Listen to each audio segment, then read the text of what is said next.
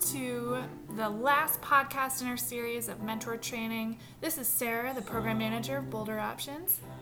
And this is Lucy Bossert, Health and Wellness Program Coordinator at Boulder Options. So our last mentor training is on why matches don't work and what you can do to stay together. So a little bit about match closings. We're really proud of our 70% match completion rate. That means 70% of the matches that we match make it to graduation. And although we're higher than the industry average, our goal is 100% graduation rates, which means we definitely need your help. And we just want to say, the struggle when you're mentoring is normal, and sometimes low motivation is normal. And these are all things that we can work through together. We can overcome them so that we can complete our year together and build strong, lasting relationships. In this model, though, we're also going to learn about a couple of other issues that arise often in the mentoring relationship, and that includes things like family changes. This might be moving. It might be a change in somebody's health within the family. It also might just be a change in living situation for the youth. It could also be a lack of interest, or often that's when people don't necessarily feel like things are jiving or they have a lot else going on, and we'll explain a little bit more about that. It could also be lack of follow-through, so this could be with you or with the mentee's family. And lastly, we're going to talk about this idea of savior mentality, what it is, and why it's bad for matches. And then we'll wrap it all up and talk about when matches actually work and what that looks like. So the first one we're going to talk about is changes in family situation. So this is moving or a change in the family's living situation. And this could also either be you or your mentee. This is often something that isn't something we can avoid. It's unavoidable. And it's not a reflection of either party. Things happen in people's lives and we don't really have much control. What we can do is this can be a temporary thing. It can be maybe the kid moved across town, or maybe a family member is sick. But we can be patient and ask lots of questions and keep lines of communication open in order to make sure that the transition is a smooth one. Yeah, and sometimes it's not permanent. So right. We need to remember it could be maybe you take a break for a month or two, and that's okay. But again, just being patient. A big reason for match closings is a lack of interest, which is many, many things. But sometimes a youth comes into this mentoring relationship and they feel like they've been coerced by their parent to be in it. And I know we've all been younger, we've all been kids, or maybe we have kids, and we know that if you tell somebody to do something, especially a young person, often their first answer is, no! So some of our kids, they might have signed up for it and said they're down, but when push comes to shove, they meet with their mentor for the first time and they say, no way. I'd much rather sit at home and be on my video games. And that's pretty normal, but again, remember to be patient, build relationships. Even when we were younger, I know as long as I knew somebody and I felt comfortable with them, I was much less likely to leave my bedroom where I read lots and lots of books. So it can happen for you and your youth too. So the second thing is youth may be involved in many after-school activities. Some kids are very busy, and so adding another thing into their schedule sometimes seems daunting or can even be stressful for a youth. So again, being patient and getting into a rhythm with your schedule can a lot of times help this. Yeah. Another thing is sometimes youth are really nervous about changing their habits. That is super normal. Adults are also often anxious about changing their habits. So take things easy, be patient, communicate, and also, I think really importantly, be open to listening. Listen to the youth's concerns, listen to the family's concerns, and take those into account when you're hanging out with your youth. Also, you as a mentor might not immediately feel connected to your youth. Just like any relationship, this takes some time. And you might not necessarily have all the same shared interests. Or maybe you've never interacted with a teenager before. So you may not feel that connection right away, and that's okay. Mm-hmm. And kind of to culminate all of these, it takes a long time to build trust. It might take you a long time to build trust with your mentee. So do what you can, be patient, listen, do fun things together, and do things that build off of both of your interests so you can see each other in your best light. That all said, we do try to screen matches and make sure that the youth and mentor are genuinely interested in having a match. So this happens rarely that a youth seems super uninterested, but again, it might happen, and we want you to be prepared. All right, so youth or mentor lack of follow through. So this could be a matter of youth and a caregiver, the family, not really responding to your communications. And this can inspire resentment. If somebody's not answering your phone calls or your text messages, you tend to feel a little bit Sad. off put by that, Yeah. or sad. Yeah, definitely sad. It can also be your lack of follow through, and this can definitely trigger youth. If a youth has experienced something traumatic or experienced some sort of abandonment in their life, this can really trigger them and really make them not want to spend time with you if you're not communicating with them. Yeah. Or, if something happens and a match closes on them, and then maybe you're the second mentor that they get, they might be a lot harder to open up because they just feel like you're going to leave. Right.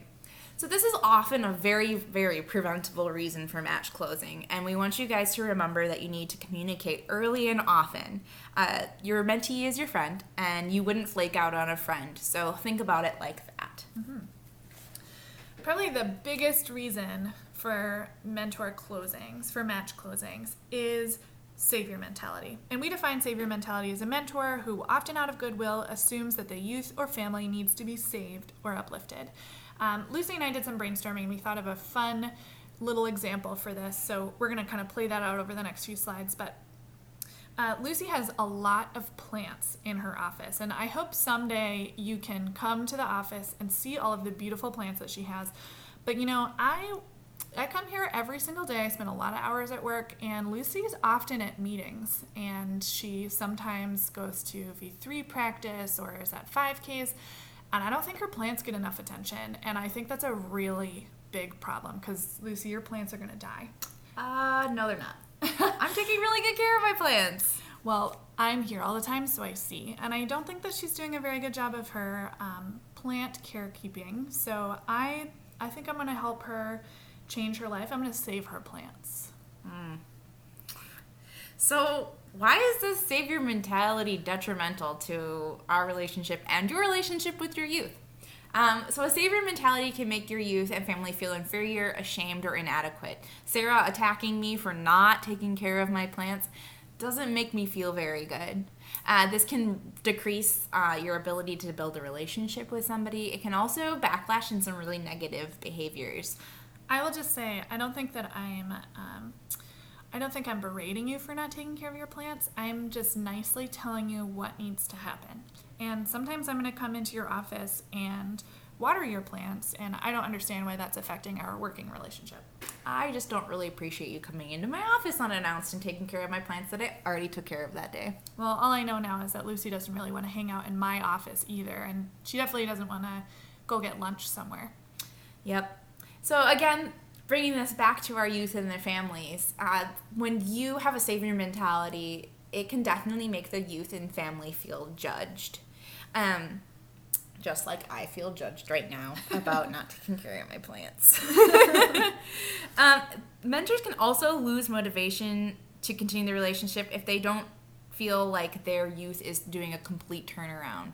So if they're not seeing that change that they set out to do, they might be totally off put and lose all of their steam and not want to continue the relationship. Yeah, so it would be probably really bad if every day I came in and told Lucy that she needed to water her plants more often and turn her life around and her gardening experience. And then she might not want to come to work anymore, and she might not want to come talk to me, and that would be really difficult for us in our working relationship.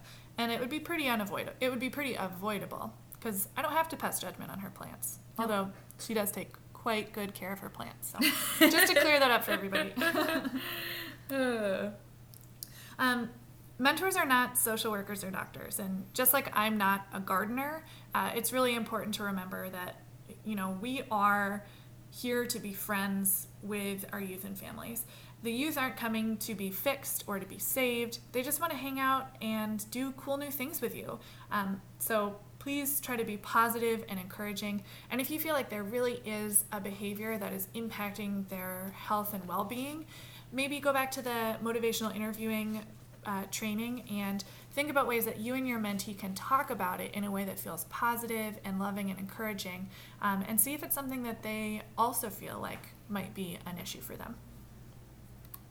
All right, so some ways that mentors sometimes try to fix their mentee. The first way that they do this is through buying their mentee things. So why is this a tempting thing? Some of our youth may not eat reliable meals, they might not have access to sports equipment or new experiences, or they might like going shopping or buying things. But this isn't necessarily our place. And so why is it dangerous to try to fix a situation? For quite a few reasons, actually. Sometimes the youth and family might feel like a charity case, and that's never good. You don't want to feel indebted to another person or feel like every time you hang out, you have to say profuse thanks for something that you might not have even asked for. The youth and family might feel resentful because of that, or they could have a building shame around the fact that, you always get them presents and they can't really repay you in the same way. The youth might also start to feel like the relationship is more about getting things than actually having a relationship. And that can be a big problem because if you stop buying presents, then you don't really have much of a foundation to work on. And the youth might be more likely to say, all right, time's up, I'm gonna head out. And that's also maybe not a good map for their future, because we want to teach our youth that it's good to have relationships for the sake of a relationship and not just to get something out of it.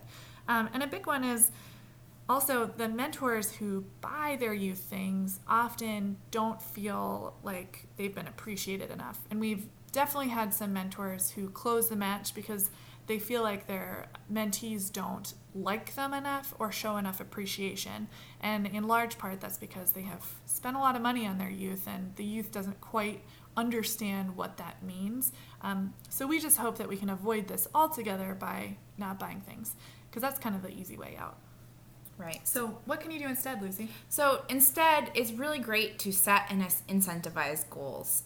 So if you want to buy your mentee pizza, that's fine. But set a running goal where pizza is incentive. So Sarah, if you run a 5K, do you want your incentive to be that you get to go out for pizza with me? Oh my gosh, yes, I love pizza. You gonna run the whole 5K? I'm gonna run the whole thing faster than I've ever run it before, and I'm gonna run right to the pizza parlor after that. Woohoo! All right, so that's a great way to set incentives. You can also ask the Boulder Options staff to help you find events. We also have a lot of museum tickets. Tickets to sporting events. Yes. Sometimes we have cool things like going to the trampoline park. Just ask. You never know what we might have. Right. And so if your youth is lacking access to things like food or things like that you really feel like it's a situation where they might need some help, we do have a list of resources that we can help provide that kind of thing to the youth and their families. Yeah.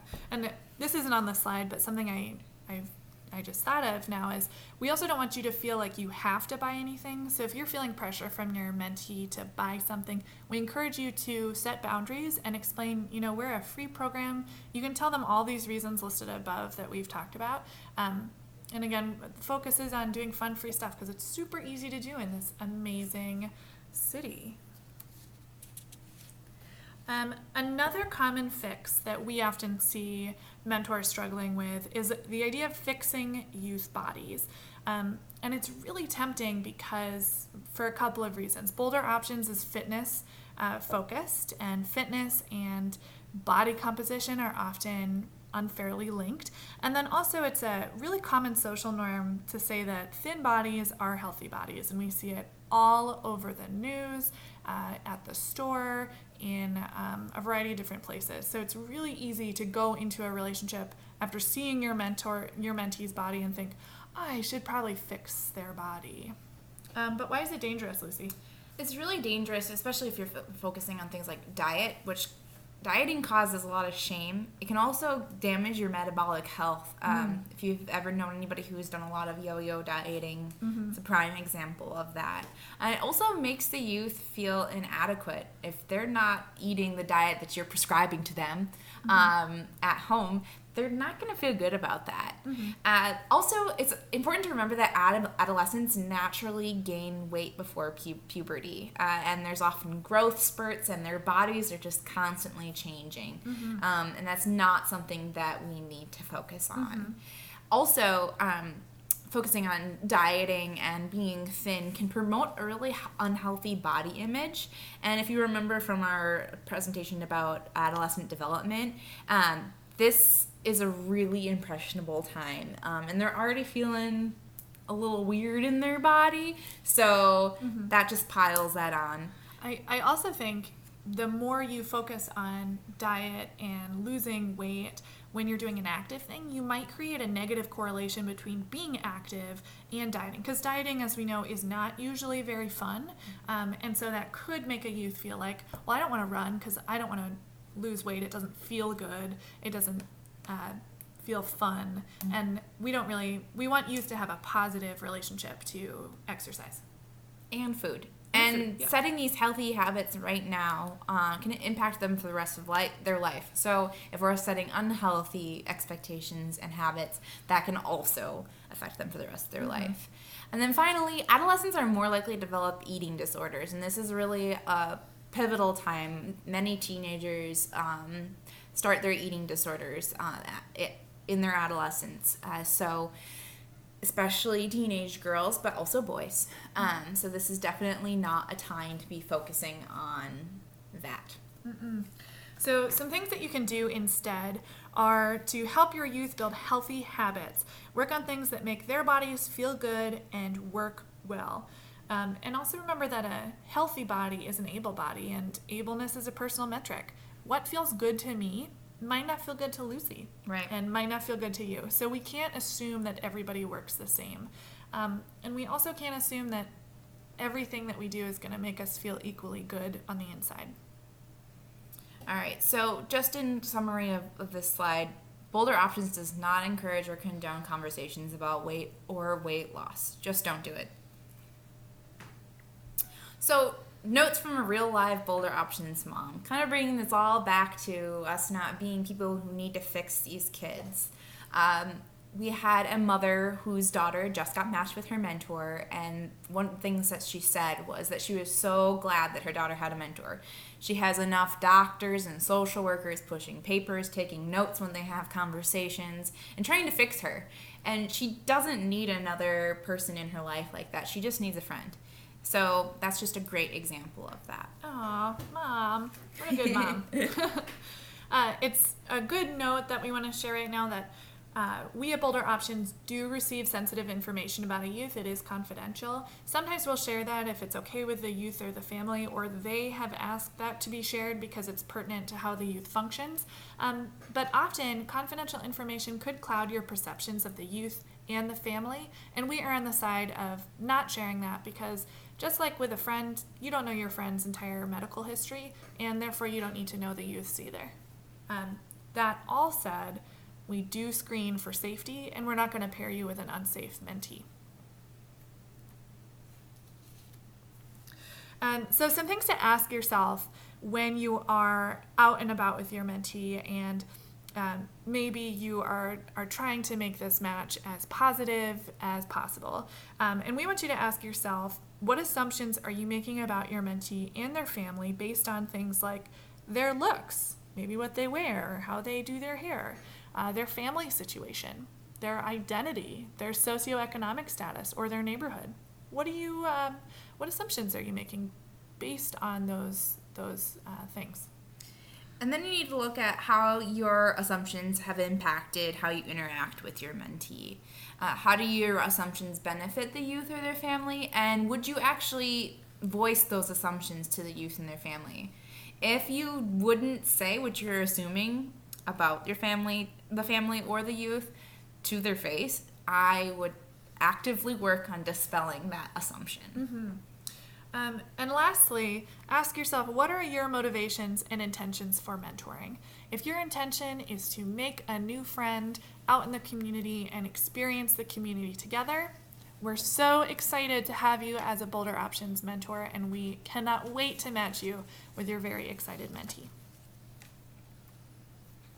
So this just brings it all to a good mentor is a good friend. Most friendships, again, like we said, don't begin with knowing each other's medical charts. They often take a lot of time and patience and work. And friendships are a living, breathing thing. They're constantly changing. You probably know from your own life that friendships change quite frequently. And they're a work of art. It's a process. Yeah. And I'm working through my anxiety about Lucy's plants, and our relationship is stronger because of it. Mm-hmm. I'm just kidding. I'm not worried about Lucy's plants. She's very good at what she does.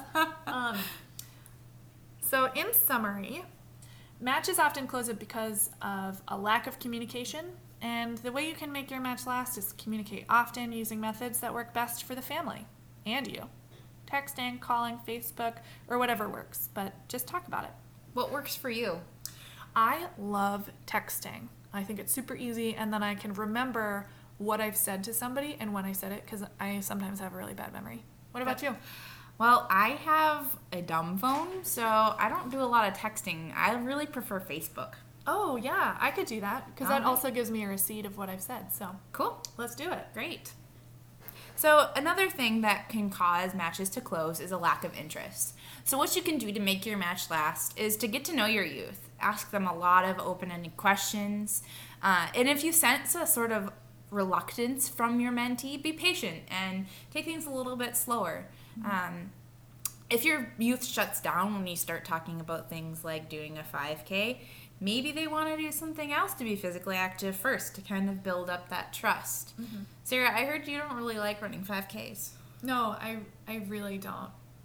But I could do, like I said, I like playing tag. Okay. And I like playing, like, yard games in the neighborhood, like capture the flag. Well, maybe we could get together a group of kids and we could play a game of tag and actually get running around. Yeah. So that would build our sounds endurance. Awesome. Then I can meet new friends. All right. Awesome. Another thing that happens is often life changes. We can't really control those, but if we can be upfront and honest, then we'll maintain the relationship and maintain trust. All right. And then finally, external pressures to make changes. Whether that's fixing your youth or having a savior mentality. We just want you to make this match last, and the way to do that is to really focus on getting to know your youth without passing judgment or making assumptions about them. Treat your youth as a friend, because that's what they are. Thanks so much for joining us on our last podcast, and we look forward to seeing you as a mentor in the very near future.